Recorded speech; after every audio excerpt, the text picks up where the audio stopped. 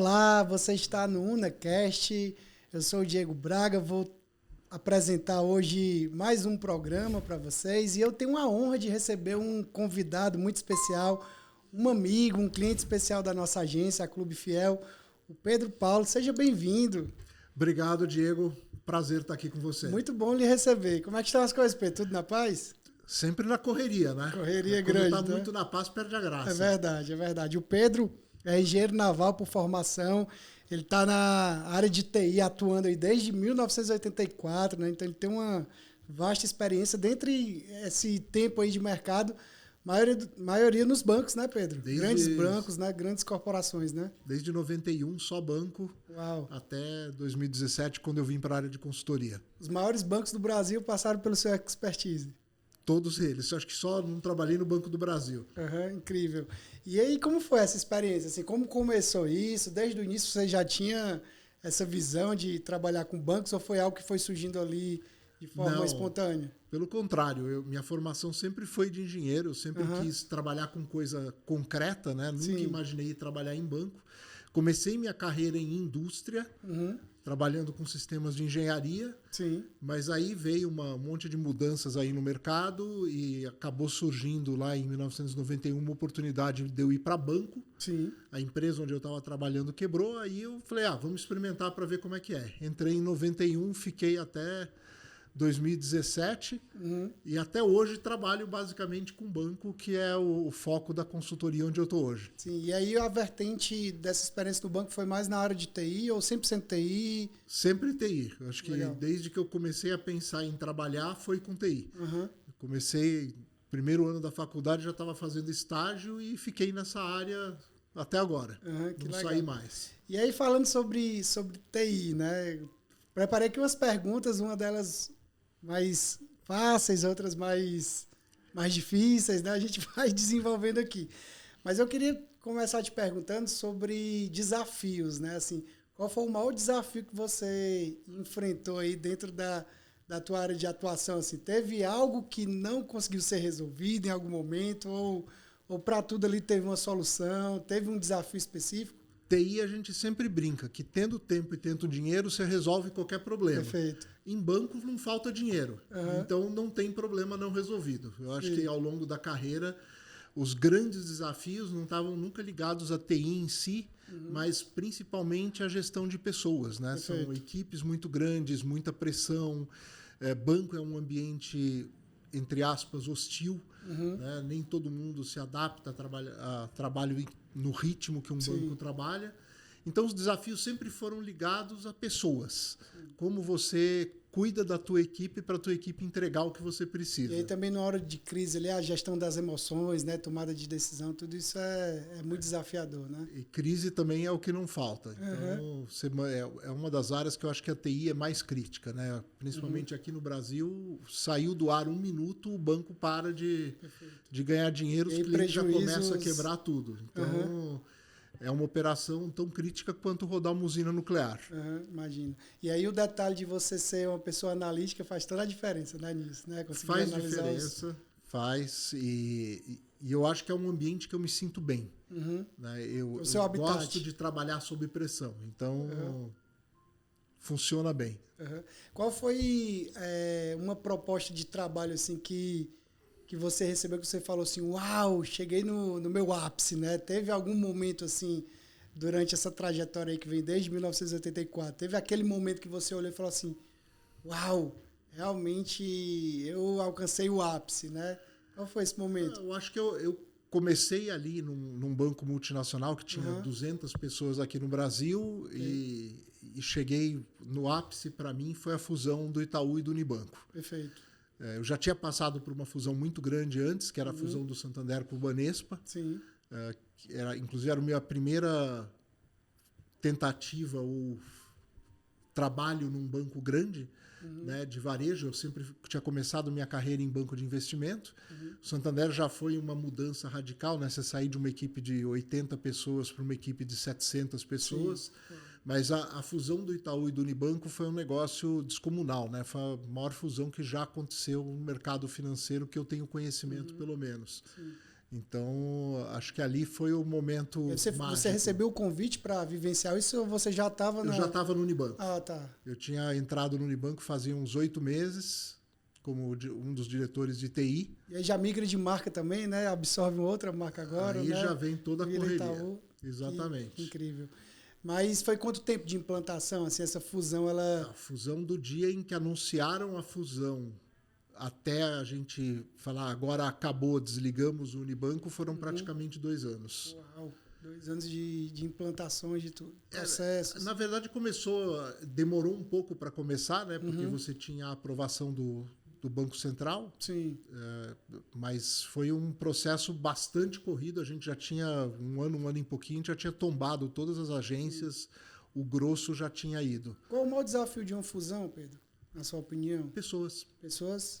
Mas é no sentido da cultura, da nova organização, do fluxo? A gente passou por experiências complicadas nessa área, né? Você pega Banespa com o Santander é uma organização espanhola, uma cultura muito agressiva, muito focada em resultado. Banespa, um banco público, falido na época, praticamente quebrado. Então, ali tinha uma diferença entre as pessoas que era muito grande. A forma de trabalhar era muito distinta. Sim. E como é que você fazia para acomodar isso? Com o desafio de que a cultura que você queria que ficasse era a cultura do Santander. Perfeito. Só que o Santander tinha 1/10 do tamanho do Banespa. Então, ali teve um desafio da gestão da mudança muito complexo. E mesmo o Itaú e o Unibanco, que eram bancos relativamente parecidos, tinha diferenças culturais muito grandes. Sim. E aí o conflito foi ainda maior, porque você ali tinha uma expectativa de que você iria pegar o melhor dos 2 bancos. Na época do Santander e do Banespa, você não tinha dúvida do que você queria. Você queria que ele ficasse como era o Santander. Perfeito. No Itaú e Unibanco, você já queria pegar o melhor dos 2 e isso não é fácil, porque todo mundo acaba criando ali os seus feudos, suas áreas, suas preferências, equipes, né? e isso dá um trabalho muito grande. E sem falar do sistema também, né? Mudança de plataforma, né? Toda essa logística para criar uma nova cultura na equipe em desenvolver. Mas os sistemas, eles são semelhantes ou eles eram totalmente distintos? Eles fazem a mesma coisa, mas eu diria que, por exemplo, no caso do Santander, a gente construiu uma plataforma toda nova, do zero. A gente implantou no Santander uma plataforma nova e aí jogou o Banespa para dentro. No caso do Itaú e do Unibanco, ali a gente tinha uma característica de diferença de tamanho. Né? Um sistema que suportasse o volume do que ia ser, na época, o maior banco do Hemisfério Sul, não era uma escolha muito difícil, porque realmente os sistemas do Itaú suportariam volumes muito maiores do que os sistemas que a gente tinha no Unibanco. E aí foi tomada a decisão de tombar para dentro dos sistemas do Itaú. Mas como os produtos são muito semelhantes, você não tem grandes reconstruções para fazer, é mais um trabalho de migração mesmo. Entendi. Eu lembro que em uma das nossas conversas você falou sobre a universidade, né? Sobre o fato de você ter cursado uma grande universidade, mas que você só foi visualizar mesmo ali a realidade quando você foi para a prática, né? Embora a universidade trouxe ali uma bagagem teórica, um network, né? um contato. Eu queria que você me falasse sobre legado, né? Assim, qual foi ou quais foram as maiores heranças ou os maiores legados que essas experiências com o banco proporcionou a você, né? Ou proporcionaram a você? Eu acho que, primeiro, do lado técnico, né? Estar em tecnologia em banco é ter oportunidade de você usar o que tem de melhor na tecnologia antes da grande maioria das outras empresas. Incrível. Com um volume de investimento que pouquíssimas empresas no mundo conseguem suportar, né? O orçamento que a gente tinha em alguns desses bancos aí, a gente falava em coisa na casa, na época, de bilhão. Né? Não é um número pequeno.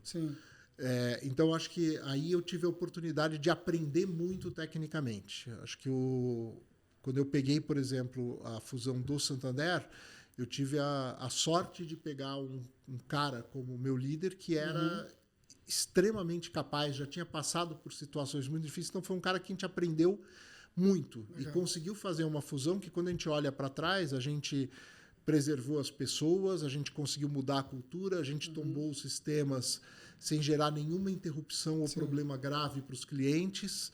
Então, foi um projeto assim que a gente olha para trás e foi, assim, foi um negócio fantástico. E o Itaú está aí, né? Estruturado, né? Forte, né? Pós-fusão. Exatamente, também muito fácil de ver o tamanho do que foi construído ali, né? O Unibanco não era um banco pequeno. Eu acho a plataforma do Itaú super didática, assim, uma plataforma. O Itaú sabe né? fazer muito bem a parte de interface para o cliente. Sim. Ele é muito completo, né? Legal. Você consegue fazer qualquer coisa ali sem precisar interagir com um ser humano. Eu acho que é um dos grandes diferenciais do Itaú. Perfeito. E como foi a entrada do mergulho aí nesse contexto todo, né? Eu lembro que a primeira vez que eu vi seu perfil, eu vi umas fotos incríveis, né? No Instagram ali, uau! É a outra personalidade. Pois é.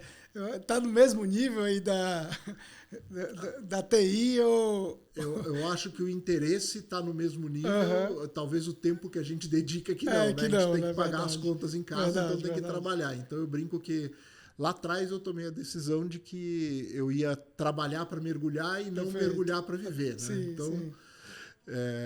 Mas assim, o mergulho é um negócio que sempre foi muito presente na minha vida. Eu acho que sempre foi a minha válvula de escape, principalmente quando junta com fotografia. Então é uma experiência que, para mim, ela faz com que eu desligue do dia a dia profissional. Sim. Mas as duas coisas acabam se juntando, né? Até pelo tipo de mergulho que eu fui escolher fazer, o tipo de exploração, caverna, Fala um pouco mais desse tipo aí. O que seria? Tem as diferenças de complexidades. Eu já mergulhei uma vez, mas eu lembro que foi ali muito tranquilo, né? Não foi algo mais complexo. Tem as diferenças? Quais são essas... Eu acho que o que muda é a complexidade do tipo de mergulho que você está fazendo. Então, mas no sentido da profundidade também, ou do local? Acho que a principal diferença que a gente coloca é a capacidade que você tem de, numa situação de emergência, subir direto para a superfície. Então, no mergulho recreativo, você está relativamente raso. Existem alterações fisiológicas que acontecem durante o mergulho, né? Você vai acumulando nitrogênio no teu corpo e você tem que eliminar isso daí devagar durante a subida. É o que a gente chama de descompressão. Né? Então, no mergulho recreativo, o mergulho que a gente brinca de ver peixinho, né? Que é o que a maioria das pessoas conhece, é um processo relativamente seguro e simples, porque você, numa emergência, você pode ir para a superfície. Só que existem mergulhos que são mais complexos. Você pode querer ir mais fundo, você pode querer entrar num ambiente fechado, em que você não tem a possibilidade de subir dentro de um naufrágio, dentro de uma caverna. Tudo isso vai complicando o mergulho e trazendo fatores a mais que você tem que planejar e administrar. E eu acabei enveredando por esse caminho que a gente chama, que é o mergulho técnico, que é exatamente mais difícil. Onde a gente acha mais graça, né? Onde tem mais coisa para ver. Eu não sou o cara de ficar parado vendo peixinho. Eu tenho que estar fazendo alguma coisa. Tem que estar explorando, fotografando, criando, ensinando, alguma coisa desse tipo. Então, eu acabei enveredando por aí, e isso muda completamente a característica do mergulho. Passa a ser um negócio que exige um planejamento detalhado, uma execução precisa, um time muito alinhado, trabalhando em conjunto, você ter planejamento para várias situações de contingência que podem acontecer ao mergulho, você tem que se preparar para tudo, carregar equipamento para tudo. Então, isso é muito diferente e isso acabou juntando um pouco com o lado profissional. Porque eu sempre trabalhei trabalhando em banco com o que a gente chama de sistemas de missão crítica, quer dizer, é um sistema que não pode falhar. E o que você faz para operar um sistema de missão crítica não deveria ser muito diferente do que você faz para fazer um mergulho complexo. O planejamento, a capacidade de visualizar situações que você não tinha pensado, de como agir em situações de crise, tudo isso acaba sendo igual.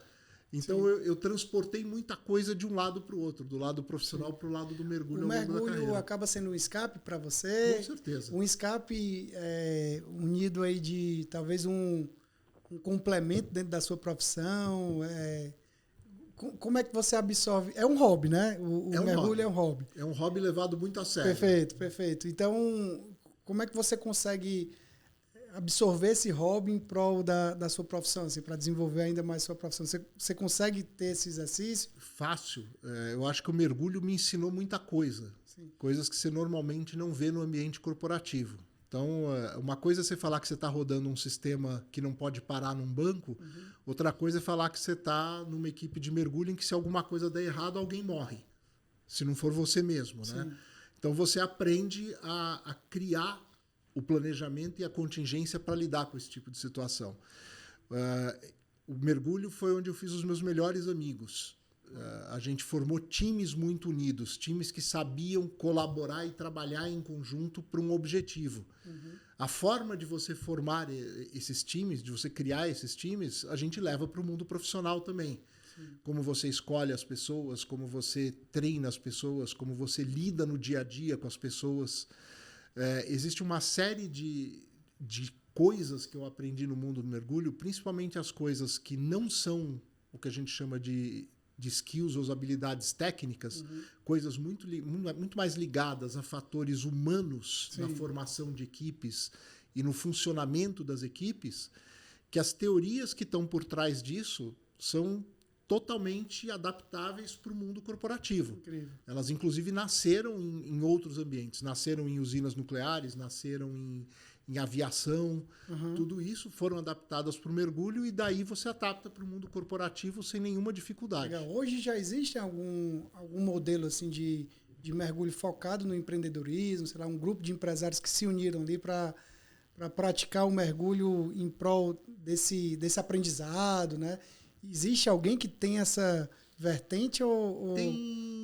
Tem uma pessoa que eu conheço, um casal, que tem um treinamento de formação de equipes. É um treinamento típico de team building corporativo que usa o mergulho como uma ferramenta. Perfeito, legal. Mas é diferente de você trazer todo o conhecimento que você tem do mergulho técnico, ou mesmo do mergulho comercial, que é o mergulho profissional, você trazer isso para o mundo corporativo. Eu acho que tentar trazer esse conhecimento para o mundo corporativo é uma coisa que eu acho que ninguém fez. Legal. Então é uma boa ideia, né? É uma ideia.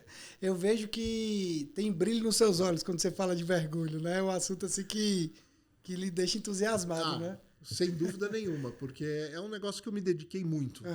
Estudei muito. Quanto tempo de dedicação? É o mesmo tempo que eu trabalho em TI. Eu comecei a mergulhar em 83, então comecei a dar aula em 85. Ensinei mergulho a vida inteira. Então, alguém da sua família gosta de mergulho? Por incrível que pareça, hoje só a minha filha mais velha. Mas que mesmo assim não seguiu com o mesmo entusiasmo. Entendi. Está num momento diferente de vida, de carreira, é mais complicado. Legal. Mas por mais maluco que possa parecer, ninguém na minha família se entusiasmou muito, não. Porque é um tanto quanto diferente, né? Exótico, talvez. Mas é lindo, né? É incrível, né? Assim, eu acredito que a cada mergulho você tem uma nova visão, né? Ali. Nunca é do mesmo jeito, né? A experiência... E acho que eu tô até com vontade de mergulhar. Vamos embora. Depois desse podcast. Eu acho que tem muito disso, né? Do que você vê, não tem dois mergulhos iguais. Todo mergulho muda alguma coisa, muda a vida, muda as condições de mergulho, muda a companhia que você tem para o mergulho, muda o objetivo do mergulho. Legal. Então, tem esse lado. Mas também tem um lado que eu sou extremamente curioso. Do mesmo jeito que no lado profissional eu fui me aprofundando em várias coisas, desde técnicas de gestão, de formação de equipe, coisas técnicas, tecnologias diferentes. No lado do mergulho eu acabo fazendo a mesma coisa. Então isso mantém a minha curiosidade saciada, né? Entre o lado profissional e o lado do mergulho, a gente mantém a curiosidade um pouco mais calma. Legal. E quando a gente olha voltando aqui para a questão do corporativo, né? Eu lembro que em uma conversa anterior você me falou sobre o seu propósito agora de ajudar pequenos e médios empreendedores, né? Quem está ali iniciando. E eu sempre falo que, na realidade, hoje, nem esse termo de pequeno empreendedor talvez nem seja o correto, porque a gente visualiza empresas minúsculas em termos de estrutura, mas faturando milhões, né? Ali. como esse novo mercado tem crescido? Assim, o que essa sua aptidão aí de você ter trabalhado em grandes corporações, como encaixar essas aptidões, né, dentro desse novo cenário? Eu achei isso incrível.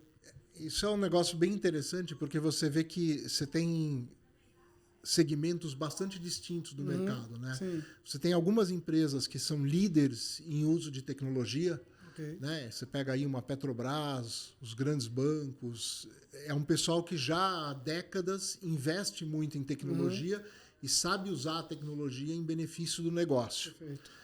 Num outro extremo, você tem as startups que estão nascendo. Perfeito. E a maioria das startups hoje, elas nascem em cima de tecnologia. Perfeito. Ela é criada em cima da tecnologia. Então, também são empresas que sabem usar. Você vai pegar um Uber, um iFood. Legal. Nasceu já na tecnologia. Na a tecnologia é o tecnologia. subproduto. Só que entre as duas pontas, você tem um mercado enorme de empresas médias e pequenas que não sabem o que fazer com a tecnologia. A tecnologia, para ele, é um computador em cima da mesa, né? O exemplo que eu adoro dar, por exemplo, é um consultório médico. Sim.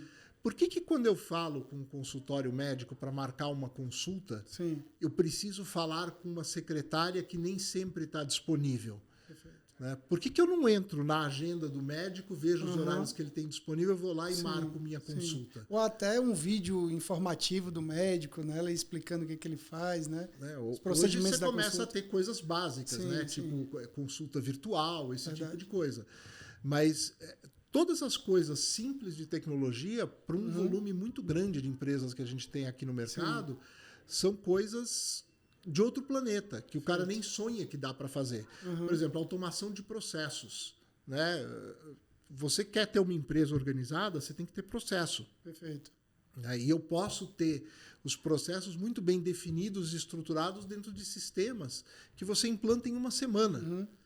Só que isso não está ao alcance das empresas que não são focadas em tecnologia. Perfeito. Usar a tecnologia como uma ferramenta não é uma coisa óbvia para eles. E é algo cultural também, né? Que muitas vezes a cultura do fundador ali já não é tão conectada com a pessoa que vai assumir, né, a empresa depois, e aí acaba que gera um ruído, né?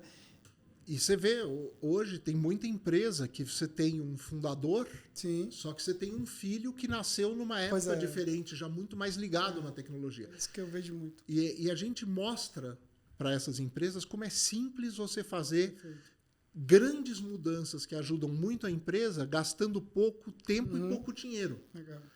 Esse eu acho que é o grande propósito hoje, é você conseguir mostrar como a tecnologia pode ajudar as empresas aonde as grandes consultorias não estão ajudando, porque não é interessante para eles trabalhar com empresa pequena, e onde os consultores menores, o pessoal que dá mão de obra de TI, não conhece essas ferramentas.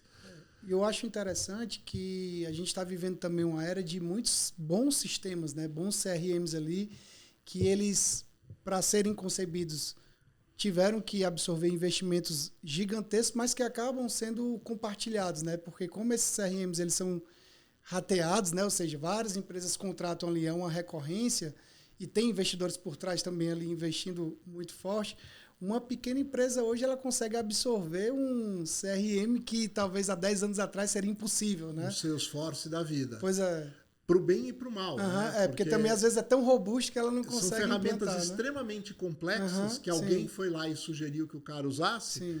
Ele não usa 5% do que a ferramenta oferece e acaba sendo um negócio muito difícil de customizar. Perfeito. Mas é aquilo que você falou. Hoje você tem... Antigamente você tinha 2, 3 alternativas de CRM. Hoje você tem 50 alternativas. Perfeito. Então, alguma dessas alternativas se encaixa muito bem no que aquela empresa precisa. E o mais incrível é que esses sistemas todos rodando em nuvem, né? Então eles estão sempre sendo atualizados também, né? Porque antigamente uma atualização de sistema era bem mais complexo, né? De implantar, caro, né? complexo, trabalhoso, tudo. Hoje você pega um serviço que está rodando na nuvem, você contrata, no dia seguinte você está rodando. Sim. Pedro, o que você acha que é qual o maior gargalo hoje de um pequeno a médio empreendedor, né? Quando ele olha para para a parte da tecnologia, assim, qual o conselho que você daria para ele iniciar? Assim, olha, você precisa começar com isso, né? Qual seria o maior gargalo e qual seria o primeiro conselho que você daria para...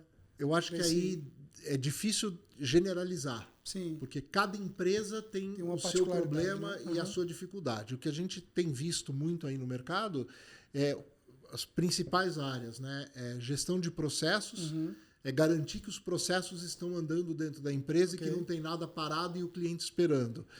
É a parte de CRM, né? Como é que ele gerencia o relacionamento com o cliente. Perfeito. Vendas, marketing digital, Perfeito.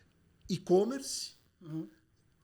E aí, eventualmente, você vê empresas que têm uma complexidade um pouquinho maior que precisa ter o back-office, né? O back-end dele, um ERP para gerenciar estoque, gerenciar compras, gerenciar produção, gerenciar serviços, esse tipo de coisa. Sim.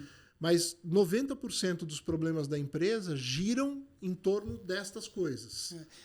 A gente atende diariamente de 3 a 4 empresários, né? E sempre eu ouço dores em comum, né? Uma dor é a dor da mensuração. Geralmente os empreendedores eles chegam para mim e falam assim, Diego, eu não consigo ter indicadores suficientes para tomar uma decisão. Principalmente no marketing, né? Poxa, eu não consigo saber a taxa de conversão, a risca, né?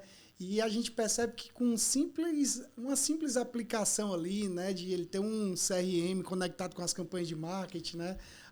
Agora também tem muito a dor do profissional que está ali operacionalizando a estrutura, às vezes não preencher um dado, né? Porque todo sistema ele precisa ter o preenchimento, né? Às vezes a pessoa pensa assim, eu vou contratar um sistema e ele vai resolver tudo por mim. Não, tem que ter alguém ali operacionalizando, né? Como é que funciona essa aplicação na prática? Assim, treinando a pessoa que vai ali desenvolver, mudando a mente, porque eu acredito que muitas vezes quando alguém está numa metodologia, né, e você chega ali e fala, olha, agora chegou um novo CRM, você vai ter que aprender sobre isso. E aí nem todo mundo está aberto à mudança, né? Como passar dessa barreira, né? Conseguir automatizar. Eu acho que você vive num mercado, você, Diego, né, que é extremamente complexo, que é marketing e vendas. Marketing porque é uma área, que nem você falou, que dificilmente você tinha indicadores concretos da eficácia e da eficiência dos esforços de marketing. Sim. E vendas, porque os vendedores têm uma característica de como eles trabalham, que muitas vezes ele não quer ter um sistema controlando o trabalho dele. E ele acha às vezes que vai perder tempo, né? Se eu estiver aqui manuseando isso... Exemplo de banco, né? Eu lutei a vida inteira para que o gerente mantivesse atualizado no cadastro do banco os contatos do cliente. Perfeito. Mas os Algo gerentes, básico, né? até uns 5, 10 anos atrás, o gerente não entrava dado no cadastro do cliente por nada nesse mundo, porque ele queria ser dono do cliente, ele queria ter o cliente na agenda dele, que no dia em que ele saísse do banco, ele pegava a agenda dele, levava embora e levava a carteira junto com ele. Até hoje você vê isso acontecendo em banco, né? Um banco contratando o gerente de outro para que ele traga junto a carteira. E você podia pôr o CRM que você quisesse ali, que o cara não ia atualizar de jeito nenhum. Nem os dados, nem o contato que ele fez, nem o resultado do contato. E aí você não tinha... A única mensuração que você tinha do trabalho do gerente de venda era o resultado. Sim. O cara podia ter vendido um cliente muito bem, podia não ter feito nada com os outros clientes, nunca ter contatado os outros clientes, você nunca ia ficar sabendo disso. Sim. Hoje a coisa ficou já bem diferente. E aí entrou a LGPD também, né? Várias outras vertentes ali que protegem, né, a empresa disso. E hoje o modelo mudou, né? Você hoje já vê uma boa parte dos gerentes, eles são gerentes, entre aspas, virtuais. Ele não tem uma agência, não tem uma cadeira numa agência. Sim. Ele está sentado em algum lugar, que pode ser até na casa dele, e vendo um sistema que vai dizer que o Diego entrou em contato para falar sobre a empresa dele, ou sobre a conta pessoa física dele, e está ali no sistema. Se o cara não usa o sistema, ele não tem o contato do cliente, ele não sabe os produtos do cliente, ele não sabe nada. E agora acabou se tornando um fator negativo, né? Não alimentar o sistema, porque aí eu não tenho dado, né? E eu não consigo converter de forma suficiente, né? Voltando na tua pergunta ali atrás, né? Como é que se convence a empresa a fazer isso? Só tem um jeito. É você mostrar que aquilo melhora de alguma forma a vida do cara. Perfeito. Ou que ele vai trabalhar menos ou que ele vai ganhar mais. Perfeito. Então, se você simplesmente quiser empurrar o sistema goela abaixo, ele não vai resolver o problema de ninguém. Sim. E é um projeto fadado ao fracasso. Né? 90% dos projetos de TI falham. E eu vejo muito que existe uma necessidade de mostrar uma grande complexidade, um grande problema ali para vender um sistema que talvez não vá resolver, né, metade da dor do cliente, né? Porque ele é tão robusto, né? E esse é o discurso que eu tenho usado muito. Sim. Você não quer um sistema que atenda 100% do que você precisa e que leva 10 anos para ser implantado. Perfeito. Eu quero um sistema que eu implante em um mês e que atenda 70%, 80% do que você precisa. Você não precisa ter tudo automatizado, tudo controlado pelo sistema. Você precisa ter a cadeia de eventos críticas do teu negócio administrada dentro do sistema. E você precisa que aquilo gere um estímulo para a pessoa que está usando de que, de alguma forma, ou ele está faturando mais, ou ele está trabalhando menos, ou ele está podendo fazer outras coisas com o tempo dele mais úteis do que, por exemplo, ficar digitando dado numa planilha. Sim. O empreendedor que está ouvindo isso agora está tirando umas toneladas das costas, né? É o discurso que a gente tem usado muito, né? Na hora em que você coloca isso numa empresa pequena, o que eu quero mostrar para o cara não é que o sistema, a complexidade, tudo que o sistema pode fazer para ele. Eu quero resolver aonde dói. Perfeito. Né? Onde está doendo? Onde é o teu calcanhar de Aquiles para essa empresa crescer? Você crescer? etapas, né? Você venceu aquela etapa ali, já parte para uma outra etapa, né? E em passos pequenos. Passos que você consegue mensurar o sucesso de cada passo, consegue ser alguma coisa que o empresário consiga bancar financeiramente e que os funcionários da empresa vejam claramente qual é o benefício que eles estão tendo com aquilo. Legal. Pedro, a pandemia, né, que a gente está aí, se é que concluindo aí, né, nesse novo normal, como falaram, a pandemia ela encurtou, né, esse processo, né? Eu diria que nós vivemos aí talvez 20, 30 anos em 2 anos, né, em termos de tecnologia, né? Porque as coisas, eu penso muito também na mudança cultural, né? Muita gente que não tinha aquele hábito de fazer reuniões online, né, utilizar indicadores. Eu lembro que quando o lockdown veio, os meus clientes desesperados falando: e agora? O que eu vou fazer? Minha empresa está com os portões fechados. Eu preciso de um e-commerce. Eu preciso de um e-commerce para amanhã. E aí, como levantar estoque, desenvolver a plataforma, né? Foi um grande desafio que a gente viveu. Mas eu vejo que os empreendedores, né, as empresas, principalmente as pequenas e médias empresas, muitas delas foram criadas nesse contexto, né? Então, elas meio que abriram ali já nessa velocidade, né? Já com esse expertise. Como você enxerga o antes e o depois da pandemia, assim, dentro dessa área? Eu acho que o mundo que a gente vive hoje é outro. Né? Então, você vê empresas que estavam indo já para um caminho diferente, pega o próprio iFood da vida. Perfeito. Né? Ele explodiu durante a pandemia. Verdade. Porque só tinha ele, né? Só tinha ele, né? Você tinha até outras alternativas, mas ninguém nunca conseguiu estar tão bem posicionado no mercado quanto eles. Foi o melhor amigo da pandemia, né? O iFood. E você vê empresas que eu brinco que o cara vinha se movendo muito devagar para se aventurar no mundo digital, e que quando veio a pandemia foi como se amarrar um foguete nas costas do cara e acender. Verdade. E falar: meu amigo, você vai decolar aqui na marra. Aprende a voar no processo, né? E você via empresinhas pequenas que o cara nunca sonhou na vida em ter um e-commerce, de repente o cara se torna um gigante do e-commerce. Você vê empresas até grandes, né? Você pega um Mercado Livre, o que era o Mercado Livre antes da pandemia e o que ele virou depois da pandemia. Virou um monstro. Né? Assim como muitas empresas deixaram de existir também, né? Porque não estavam sequer adequadas um pouco, né, a esse novo momento. E você vê isso muito claramente em alguns negócios que você observa. Por exemplo, tem um restaurante que eu adoro, aqui inclusive perto, que eles eram um restaurante para você sentar e comer. Sim. Tinha uma ou outra entrega que eles faziam, mas não era o negócio dos caras. Uhum. Eles, em um mês depois que a pandemia começou, os caras fizeram a virada para ir para o delivery. Uhum. E não só delivery de comida, mas delivery de comida pré-preparada, delivery de congelado, tudo, para eles poderem sobreviver. Uhum.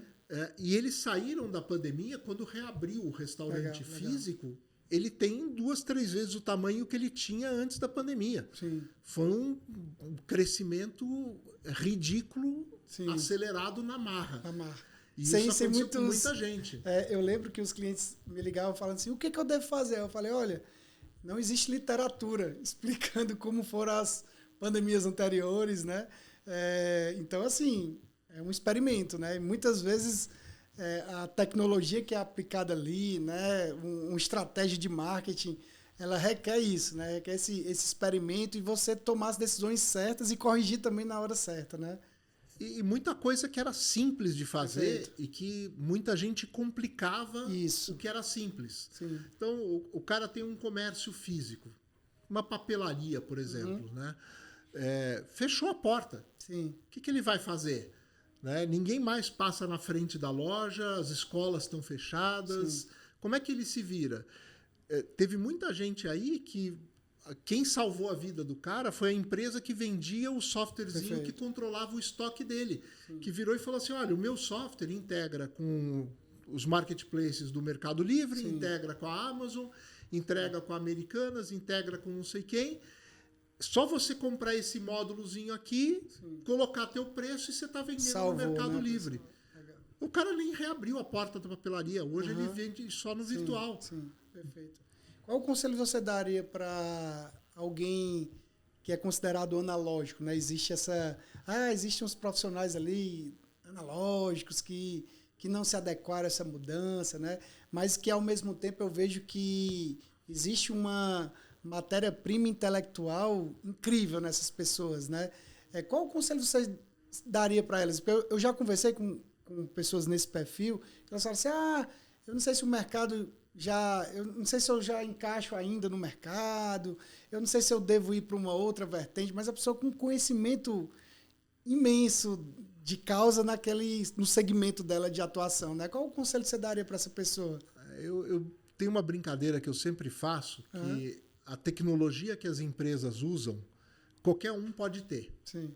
Você pode comprar exatamente o mesmo software que o Itaú usa, se você quiser. Você pode comprar o mesmo software que o departamento de engenharia da Petrobras usa. Sim.